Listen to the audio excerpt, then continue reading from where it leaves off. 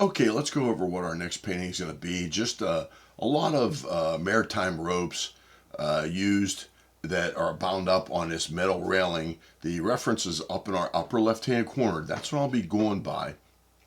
But I did make some changes. I went ahead and added this rope here and pushed everything down a little bit just to give me some room to add that top rope. I just wanted to include it in the painting. And then also I extended some of these up higher just because I pushed everything down. And then also just some of the lighter colored ropes, I'm going to go back over those with some pen and ink. And then the darker areas of the painting, I'll just leave those go with the darker colors of watercolor, but I probably won't go back too much over that with the pen and ink, just in the highlight areas of just like defining the twists in the rope and maybe even the individual pieces of twine that make up the rope, just as a little hint. Otherwise, everything is going to be multiple layers of real light coats of paint, just so I can slowly build it up and see what's happening with the painting as I go. Let's go ahead and get started. Okay, if we take a look at each individual object, the pipe itself is galvanized. It's going to have a lot of light blues and light grays in it. I might throw a little bit of cobalt violet in it just to warm it up a little bit.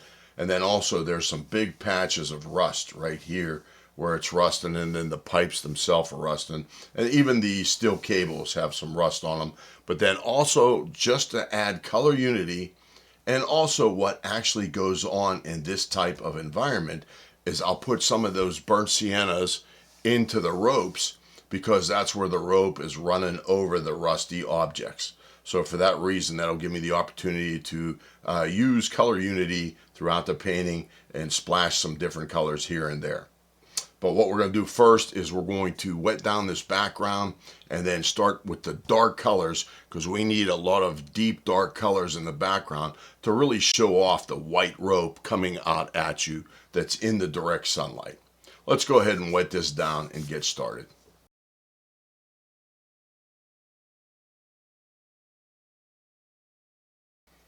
Now the way my lights are set up, I really can't see very good whether the paper's wet or not. So I'm going to have to look at an angle. And what I want to do is just wet my exact working area first. What that'll do is it'll stop all the colors at the edge of the water. It's almost like adding a mask, but you're just using the puddled water to work with. We gotta be careful not to take any water down over our white areas, or the color will follow that trail of water. And I'll wet this down pretty good, then that way it'll give me some more time to work with just some darker colors. Now keep in mind, I can actually go back over this after it thoroughly dries. I want it to dry really well. Otherwise, I'll just keep mixing colors and it'll become a gobby mess. Now, some of these colors go over the ropes here and there. That's okay, only because there are some really dark, greasy spots and some rusty colors and other blues and grays on the rope themselves. So, in other words, we don't have to keep them perfectly white. I'm going to do the whole background all at once. It will be a challenge keeping everything wet long enough, only because it'll start to dry up on me, and then I'll start getting hard straight edges when I may not want them. I seen the water follow the wet spot there, and I went over the pipe a little bit. I could dry that off, and that will make a difference when I go to paint. Okay, let's try some color.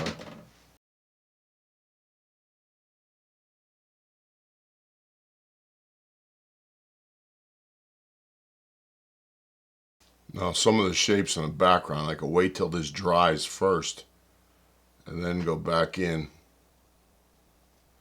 and create some darker shapes. This is kind of like a preliminary wash. but it will add to what I will have later.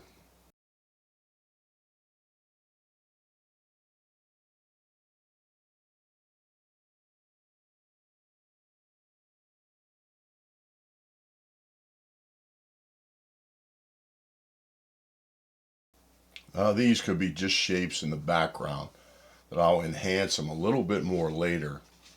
But just instead of just having a all muted color background, I'm just going to try and create some very subtle shapes that could be back there. Photographically speaking, they could just be out of focus. And then I'll go back over some. And then some of these could go, we could always go darker with even our light spots, but we'll leave that dry really well first. We can work on these down here and go to other places while that's drying. And then that's just our preliminary wash.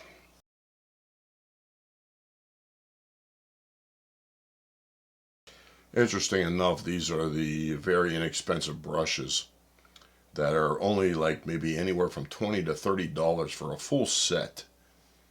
And they work pretty well for certain jobs.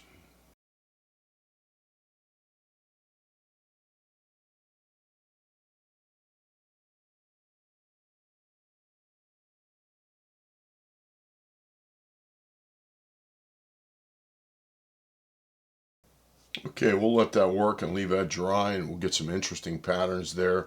And we'll go back over and make them darker, but we have to make sure that dries really well. We could start going back over the pipe and some of the ropes and just start blocking off where our shadows are and our darker colors, and then the white ropes will be left alone with very few just subtle washes over them just to give them some shadowed areas underneath the rope, but most of it will be pretty light, pretty white. Let's go ahead and get some of the pipe done in the rust areas. We'll do that next.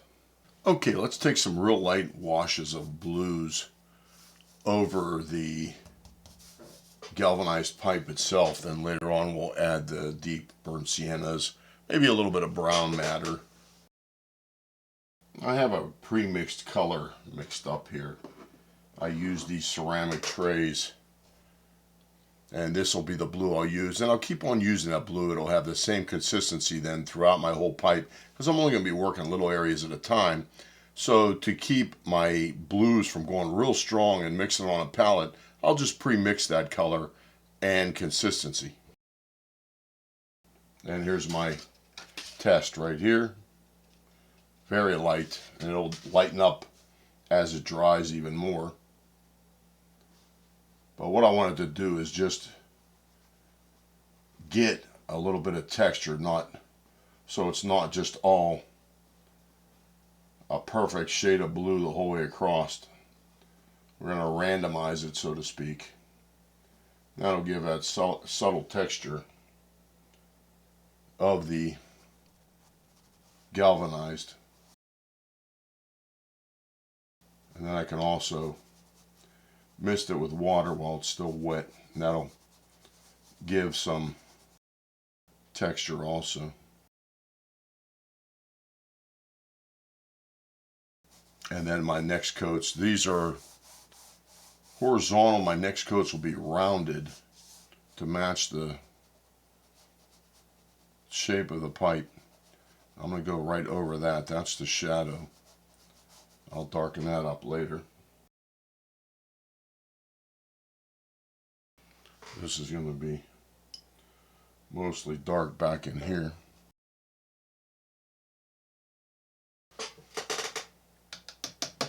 And since I'm just splashing water on that blue, it doesn't matter if I splash it throughout the rope or anything. It's not going to do anything.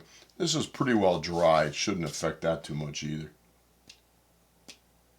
But the color is so light, this splash isn't going to make really much of a difference. But it will make some texture. So I'm careful. I try and give a little bit of splash of color in there.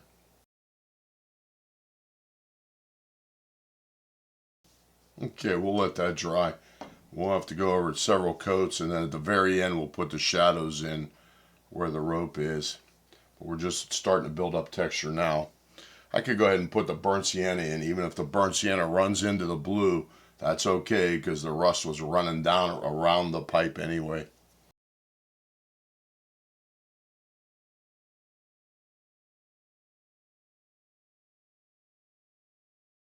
Just taking fairly clean water, letting that burnt sienna run down over the blue. It'll drain off. The painting itself is at about a 25 to 30 degree angle. Okay, we'll let that dry. Okay, I'm going to give some light washes all here. Most of these ropes are pretty dark, but they get even darker down in here.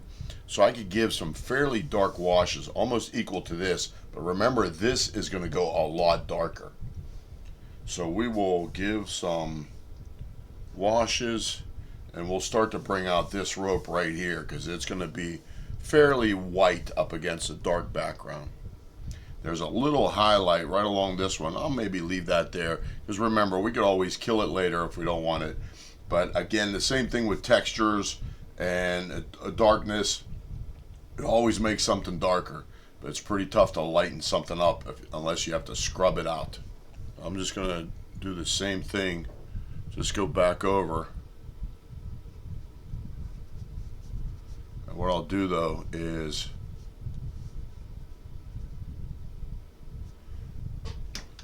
break up some of these straight edges because it is rope. Just like that. But then I'll leave the hard edge here for the next rope down. And again, I could always make it darker. But these have definitely a brownish cast to them, so I'm going to leave that there. Again, this is the lighter areas of it.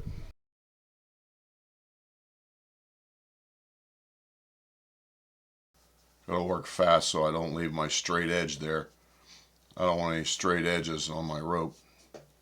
At least not in these places. And that way, what I'll do is make this a soft, subtle shadow going straight across here. Then from there down will be darker yet.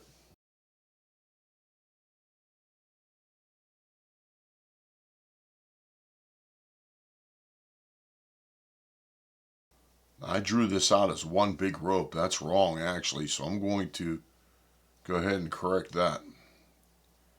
There's two different ropes here, but the lines are fairly close. I missed that when I drew it out. But they'll be fairly close in value later on anyway. And of course we don't have to spell everything out.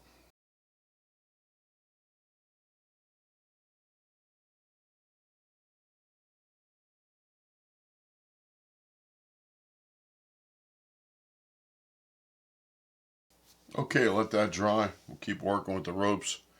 These are going to be white down in here. This is going to go darker. These are the ropes down underneath, bound around that ring.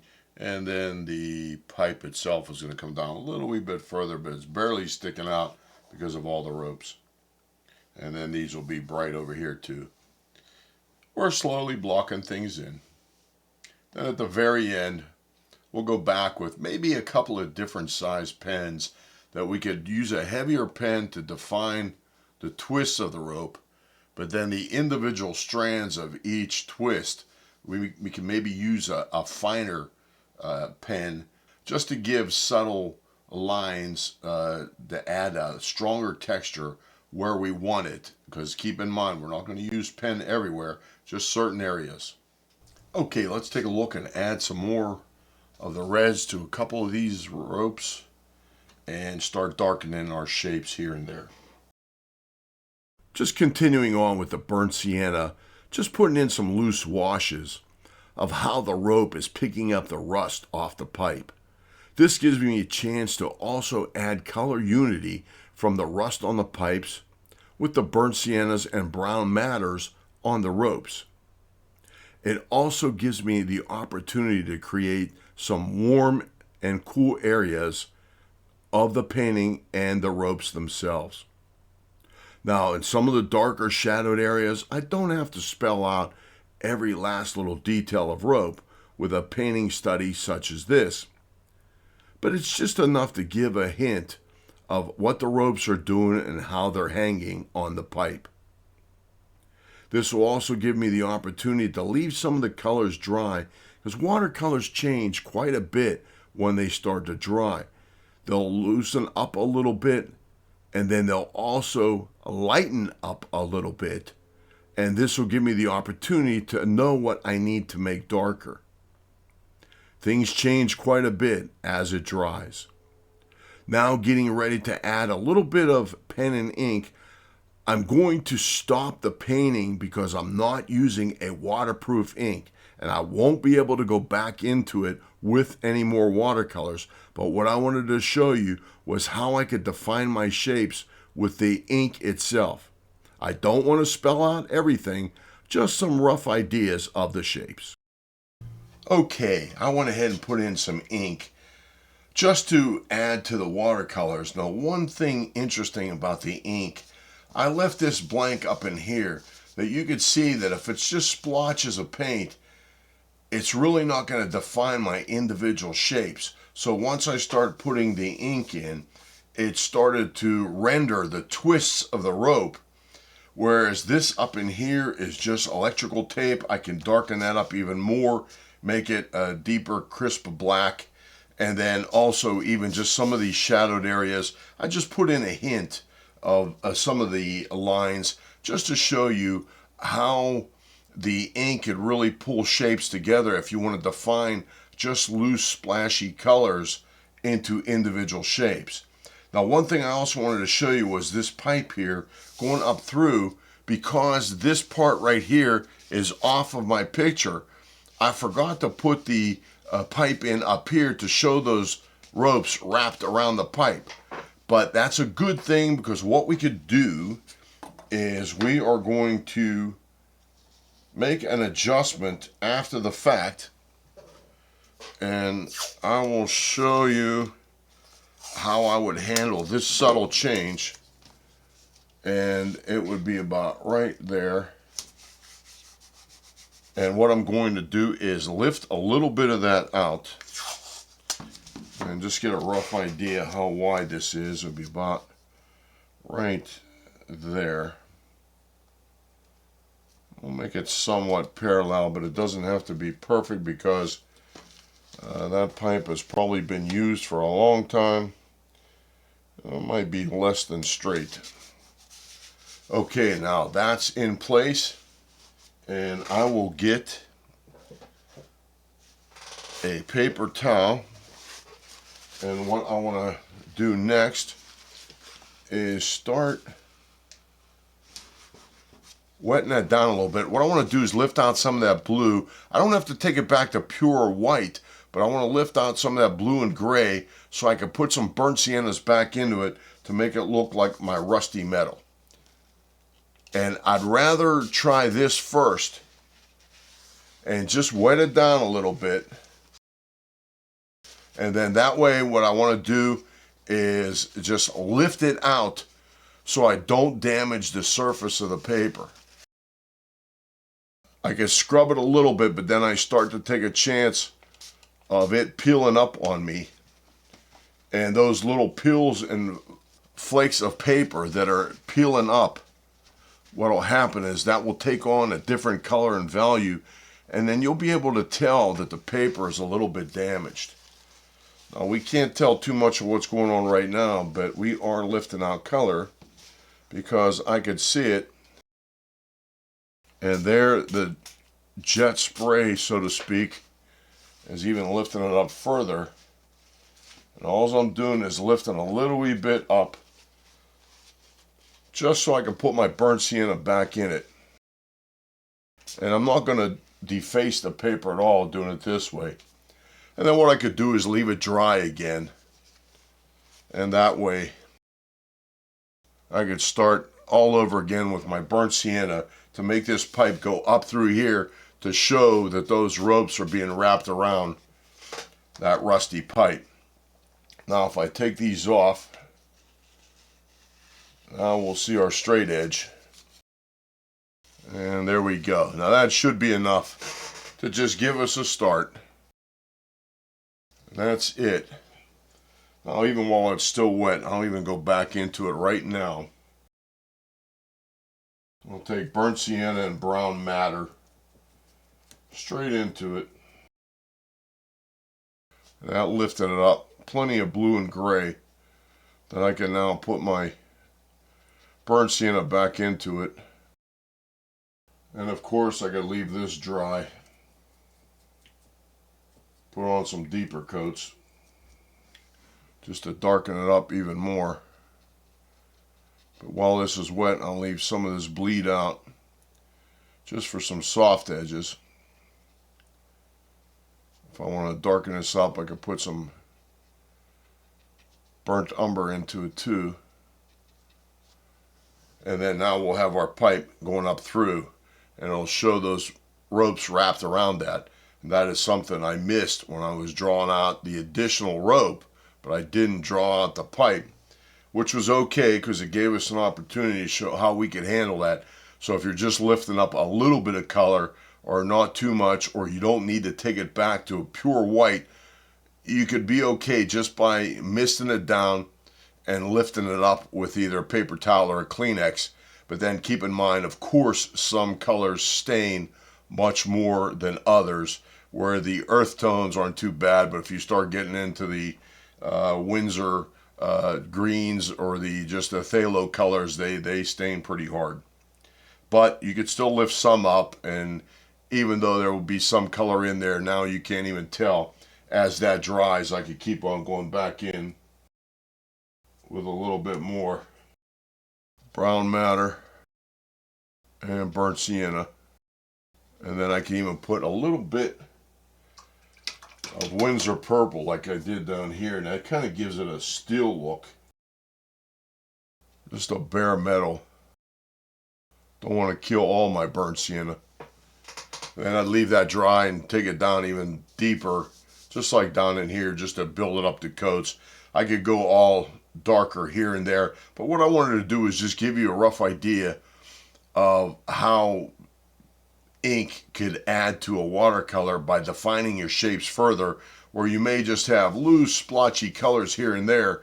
By drawing in the ink, you could define your shapes further, but more importantly, it's just a suggestion to be careful when you use the ink, as far as I may not want to spell out everything. In other words, if the ropes, the tops of the ropes are in a high, bright sunlight, then I may not want to put any black ink on top. Just leave them go into white, and then that's it.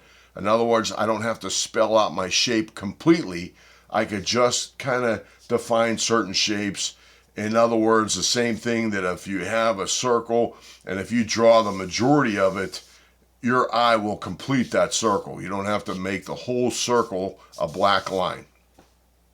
And that's it. But this is just a very loose study of our ropes up here, and just to show what ink could do to it. And if I finished in these and did some other work to it, I could definitely add some color and paints afterwards, providing you have good waterproof ink. Now I just used a V10, which is something you could use after you're done painting, because this one is not waterproof ink. As you could see that it was bleeding a little bit already right in here. So unfortunately I would have to stop now, because I went in with my ink and went ahead and started putting ink everywhere. If I take watercolors to it now, I'm gonna have a mess. And for that reason, I'll just stop, just to give you a rough idea how ink could enhance a watercolor. But these we will go a lot more. I have quite a few fountain pens that I'm going to get into that do a much better job with good waterproof. They even call it bullet in some cases, the ink, and that is even though when you write on checks, so nobody can wash it off. But there's a lot of inks and a lot of pens we're going to go over here in the near future but I will probably have to jump back into acrylics to get a few done for a couple of the ones I need to get done, and that would be it. So we'll call this one just finished for now, just as a rough study with watercolors and ink, just to get us started with ink. So until I see you next time out in the field or back at the studio, thanks for watching.